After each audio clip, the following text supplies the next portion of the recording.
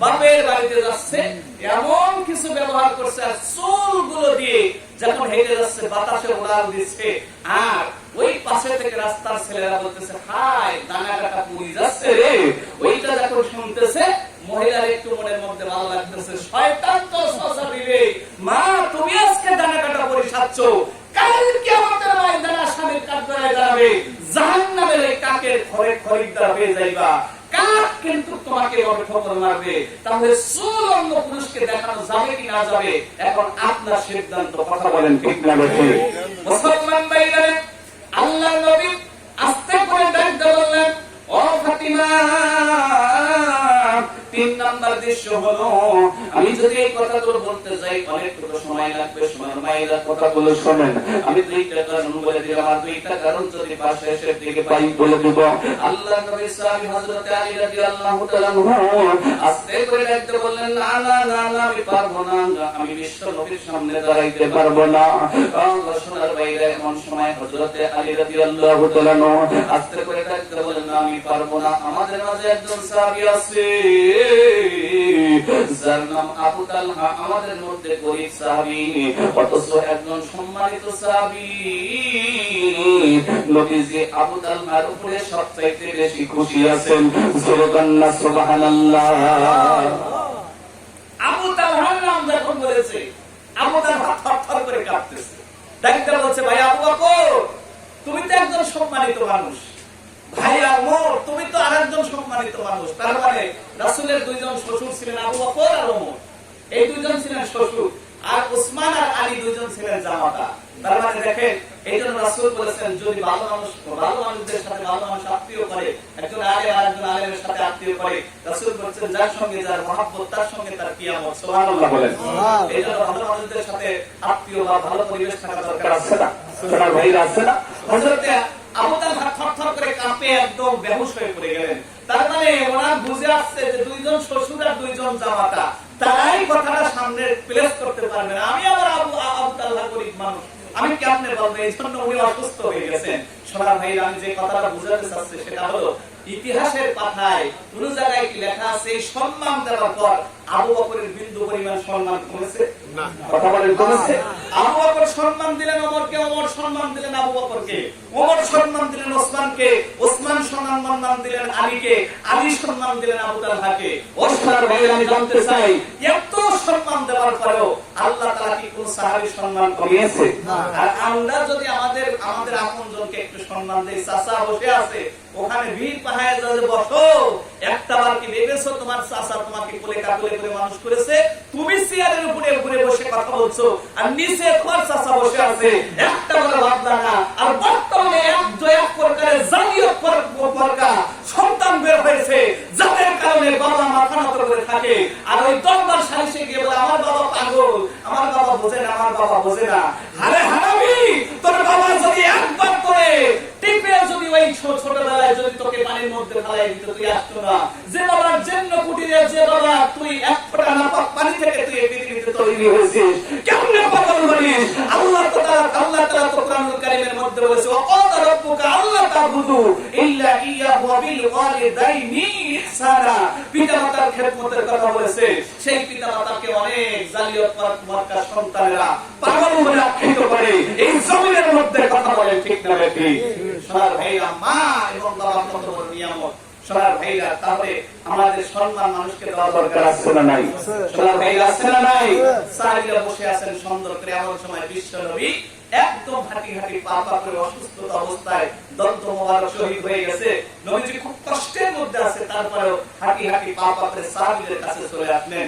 এই উহুদের ময়দানে যখন যাবেন, সোনার ভাইদের ছোট্ট একটি কথা আমি সামনের দিকে একটু প্লেস করার জন্য চিন্তা ভাবনা করেছি। এমন সময় হযরতে আবু বকর বিশ্ব নবী আস্তে করে উহুদের ময়দানে যাবেন, টুপলি টপলা সব বাঁধলেন।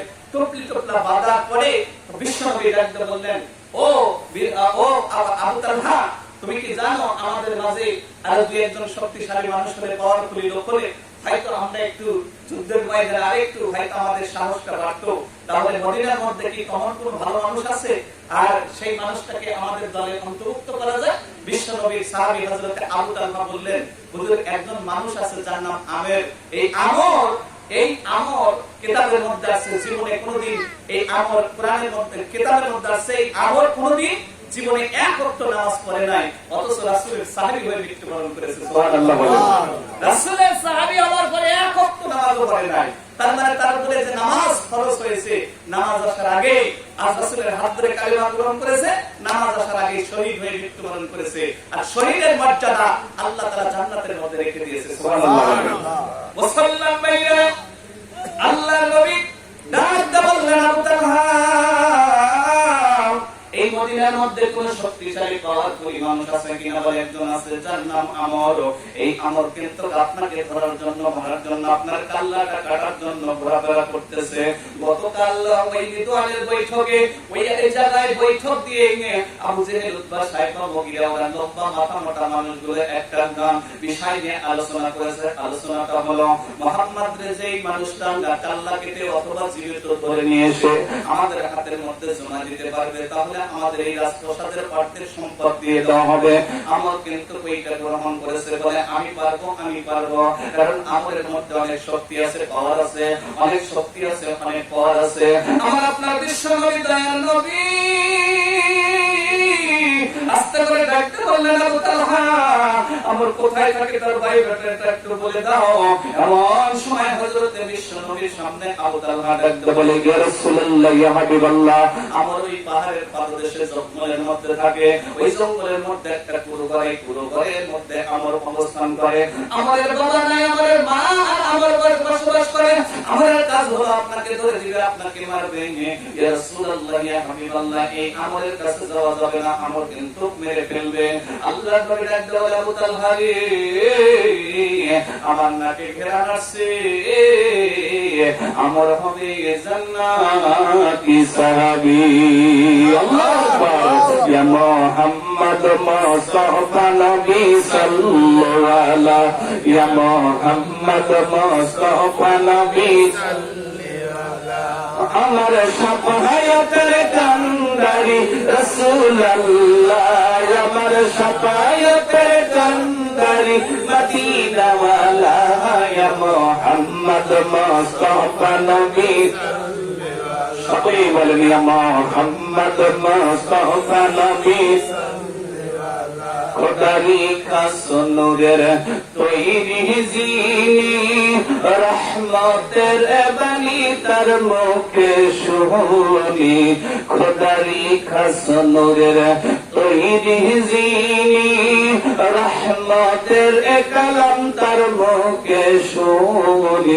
দোসরা কোন মাবুদ নয়, এক আল্লাহ, ইয়া মুহাম্মদ মুস্তাফা নবী,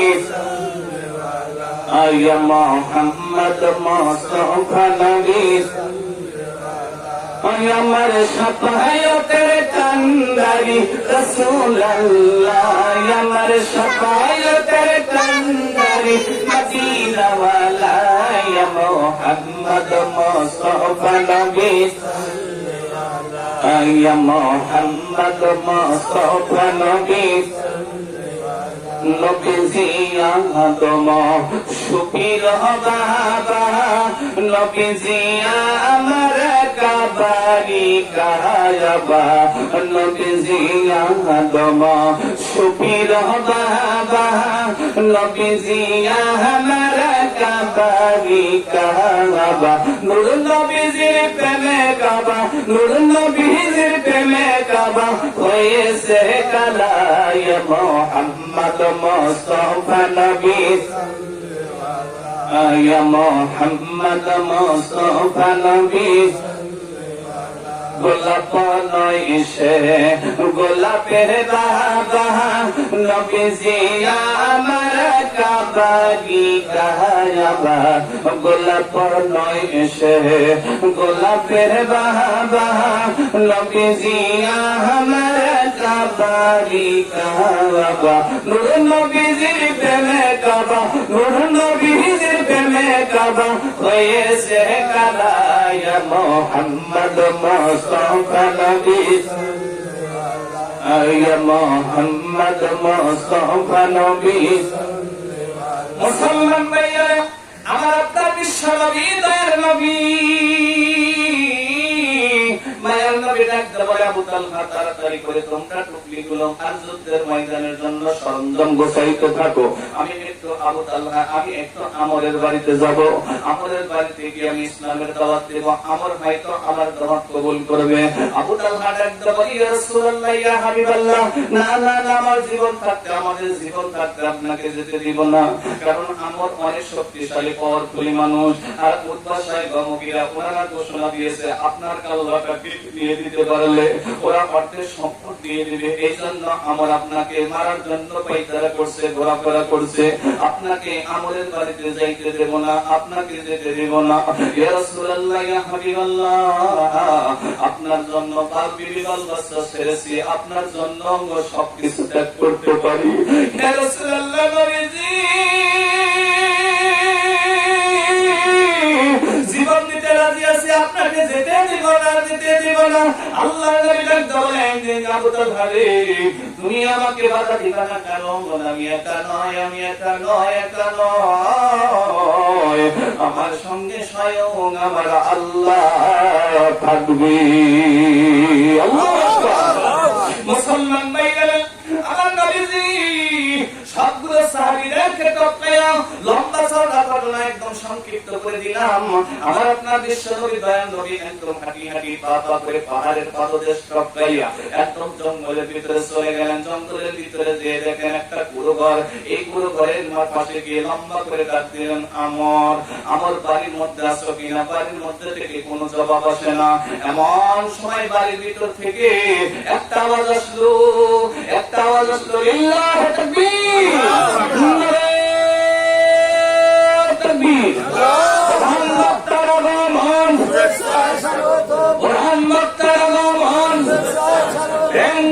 পক্ষ থেকে আমি আর সামনের দিকে অগ্রসর হচ্ছি না, কারণ আজকে আমাদের সম্মানিত মেহমান, সম্মানিত বক্তা, উনি আমাদের একজন অন্যতম আলোচক, যিনি আমাদের খালেদাস মাথার মুকুট। আমার উস্তাদকে আল্লাহ তাআলা কবুল করুন, দিনের উপরে সকলে বলেন আমিন। সোনার ভাইরা, আমর জি হযরতে আমর রাদিয়াল্লাহু তাআলা আনহু বাড়িতে যখন বিশ্ব নবী এভাবে আস্তে করে যখন গিয়ে নক করেছেন, আর বিশ্ব নবী বা এই ডাকটা শোনার সঙ্গে সঙ্গে আমরের মা একদম ঘর থেকে বাহির হয়ে এসে আস্তে করে একবার আকাশের দিকে তাকায়, আবার বিশ্ব নবীর দিকে তাকায়, আর এভাবে বলতে থাকে। কিতাবের মধ্যে আসছে আমরের মা সেদিন বলেছিলেন, ও দুনিয়ার মানুষ, আমার জিন্দেগিতে এত সুন্দর চেহারার অধিকারী, এত সুন্দর রূপের বাহাদুরি আমার জিন্দেগিতে কোনোদিন দেখি নাই, যিনি আমি দেখার পর পাগল করা হয়ে গেছি। আমি ডাকতে বললাম, তোমার নাম কি? বলে মুহাম্মদ। তোমার বাড়ি কোথায়? বলে মক্কায়। তোমার বাবার নাম কি? আব্দুল্লাহ। যখন সব বলতে শুরু করলেন, বলে আমি তো শুনেছি আব্দুল্লাহর বেটা মুহাম্মদ নাকি অনেক দুষ্ট মানুষ, অনেক খারাপ মানুষ, তাই আমার বেটা কাল্লা কাটার জন্য ঘুরছে। কিন্তু আমার বিশ্বাস, এত সুন্দর চেহারার অধিকারী মানুষ কখনো খারাপ হতে পারে না, কখনো খারাপ হতে পারে না। ও মুহাম্মদ, তুমি বলো তুমি কি খারাপ? বলে না মা, আমি খারাপ নয়, আমি কোনো অন্যায় করি নাই, আমি আমরকে দাওয়াত করতে এসেছি। বলে বাবা রে, তুমি আমার বাড়ি থেকে তাড়াতাড়ি করে চলে যাও, এত সত্তর সন্তানকে যদি আমার সামনে মেরে ফেলে আমি সহ্য করতে পারবো না, আমি আত্মা পেটে মরে যাবো, কলিজা পেটে মরে যাবো। লম্বা চওড়া ঘটনা শোনার ভাইরা, বিশ্ব নবী দাওয়াত করবেন, এমন সময় আমাদের মায়ের কাছে গিয়ে বসলেন, মা আমি জানতে চাই আপনার সন্তান বৈধ সন্তান নাকি অবৈধ সন্তান? বলে আমার সন্তান বৈধ সন্তান। বলে তোমার সন্তান যদি বৈধ সন্তান হয়, আমি নবী বললাম, আমি মুহাম্মদ বললাম, ও মা তাহলে তোমার সন্তান আমার গলা কাটতে পারবে না, আমার কাল্লা কাটতে পারবে না, কারণ ইসলামের মধ্যে আসছে কোনো বৈধ সন্তান কখনো মানুষের কাল্লা কাটতে পারে না। যে সন্তানের মধ্যে জন্মের ভেজাল আছে, যার মধ্যে যেটা জারক সন্তান, যে সন্তানের মধ্যে ভেজাল আছে, সেই মানুষটা মানুষকে খুন করতে পারে। মুসলমানের ভাই, মুসলমান ভাই মানুষ মারে, অনেক সময় অনেক মুসলমানদেরকে মেরে ফেলে। আমার বিশ্বাস, রাসূলের হাদিস থেকে বলতে চাই, রাসূলের এই বক্তব্য বাণী থেকে বলতে চাই, মুসলমান ভাই মুসলমানকে মারে। খোঁজ নিয়ে দেখবেন, জন্মের মধ্যে ভেজাল তৈরি হয়, মানুষ হয় ইমানদার মানুষের উপর আঘাত করে, মানুষ হয় মানুষকে ফাঁসি দিয়ে মারে। আর যারা ফাঁসি দিয়ে মারে, আল্লাহ তো বিচার করে, দুনিয়ার বুকেও বিচার করে, এমন বিচার করে একটি আল্লাহ তাআলা ভারত পাঠায় দেয়, জমিনের মধ্যে বিচার করে ছেড়ে দেয়। কথা বলেন ঠিক না? ঠিক। সোনার ভাইরা, আমরের মা আস্তে করে ডাকতে বলতেছে, মুহাম্মদ চলে যাও চলে যাও। বলে মা তোমার সন্তান কি বৈধ? বলে ওই বৈধ। বলে তোমার সন্তান আমাকে মারতে পারবে না, তবে মা সময় নাই, আমি একটু যুদ্ধের জন্য মাল সামানা জোগাড়ে যাবো। চলে গেলেন। আবার পরের দিন আসবে আমর এসে বাড়ির ভিতরে আস্তে করে যখন ওই গেটের কাছে প্রথম দাঁড়িয়েছে, ডাকতে বলে মা। বলে কি হয়েছে? বলে মা একটা সত্য কথা বলো, আমি তো তোমাকে টাকা পয়সা দেইনি, তুমি কোন দোকানের কস্তুরি, কোন দোকানের গ্রাম এসে আমার বাড়ির মধ্যে রেখে দিয়েছো? মা বলো কোথায় থেকে এত সুন্দর গ্রাম পাইলা? বিশ্ব নবী আগমনের কথা আস্তে করে আমরের মা ডাকতে বলতেছে, ও আমর, তুমি যে ঘেরান পাচ্ছ এটা সাধারণ ঘেরান নয়, তুমি যার কাল্লা কাটার জন্য ঘুরতেছো, সেই মোহাম্মদ যখন এই বাড়ির মধ্যে পা রেখেছে তখন থেকে আমার বাড়ির মধ্যে জান্নাতি একটা ঘেরান ছুটেছে, যেটা পৃথিবীর ময়দানে এত সুন্দর ঘেরান আমি পাই নাই। আমার রে, এটা মোহাম্মদের আগমনের ঘেরান। চিল্লে বলেন আল্লাহু আকবার। সোনার ভাইরা, সেই নবীদের দিন, সেই নবীদের ইসলাম আজকে আপনার সামনে থেকে দুলিশাত হয়ে যায়, এটা হতে পারে না। ভারতের মধ্যে আজ থেকে 6 মাস 1 বছর আগে একটা ঘটনা ঘটলো। আমার নবীজির বিরুদ্ধে ব্যঙ্গচিত্র করা হলো। ভারতের হিন্দু রাষ্ট্র যেখানে মুসলিম রাষ্ট্র, যেখানে হিন্দু রাষ্ট্র হিসেবে পরিচিত, বাংলাদেশ মুসলিম রাষ্ট্র হিসেবে পরিচিত, সেই মুসলমানরা ব্যর্থ আর হিন্দু রাষ্ট্র থেকে অহংকার হলো। মুসলমানরা ব্যর্থ বললেন আমার নবীজির বিরুদ্ধে যাদের একটা কথা বলা হয়, এই ভারতের মধ্যে আমরা মাথার মধ্যে পাগড়ি বেঁধে, মাথার মধ্যে কাপড়ের কাপড় বেঁধে আমরা প্রতিবাদ করতে চাই। আমার নবীজির বিরুদ্ধে যদি একটা কথা বলা হয়, আমরা মুসলমান ঠিক থাকতে পারবো না, জীবন দিতে রাজিয়েছি। নবীজির বিরুদ্ধে একটা কথা বলতে দিব না।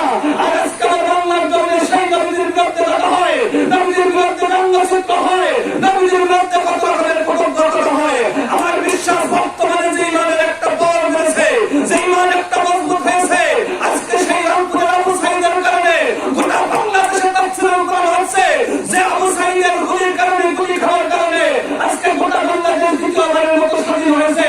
সেই স্বাধীন দেশের একটা গ্রাম ভেন্ডি গ্রাম থেকে মারতে আহ্বান করে বলতে চাই, এই জমিনের মধ্যে আমার নবীর বিরুদ্ধে যদি একটা কথা হয়, আমরা যুবক মানুষ আমরা কথা দিব, আমরা মুরব্বী মানুষ কথা দিব, আমরা মুরব্বীরা হয়ে কথা দিব। এই জমিনের মধ্যে যদি আমার নবীর বিরুদ্ধে একটা স্লোগান হয়, একটা কথা হয়, এক বিন্দু রক্ত লাগা শান্ত বাঙালির জমিনের মানুষ সহ্য করতে পারবে না। যদি নবীর বিরুদ্ধে কথা হয়, জীবন যাবে এক ফোঁটা রক্ত লাগা শান্তেও নবীর বিরুদ্ধে একটা কথা বলতে দিব না। কথা বলেন ঠিক না?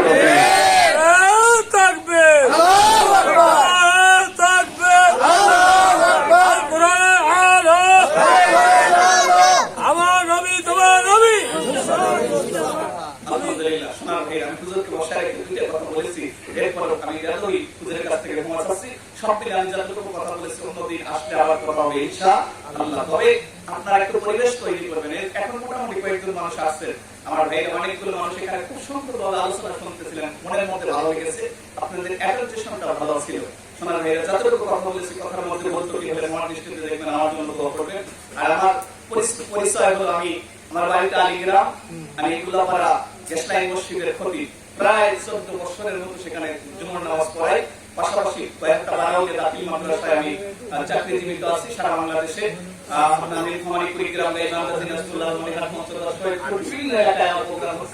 আজকে কাউসারি সাহেব আমাদের মাঝ থেকে চলে গেছেন, তার কিন্তু একটা স্মৃতি হয়ে গেছে। তো আমরা আপনাদের সন্তান, আপনাদের কাছে দোয়া আছে। আমি আমার আলোচনা আমি এখানে দিতে আছি। আসসালামু আলাইকুম ওয়া রাহমাতুল্লাহি ওয়া বারাকাতুহু।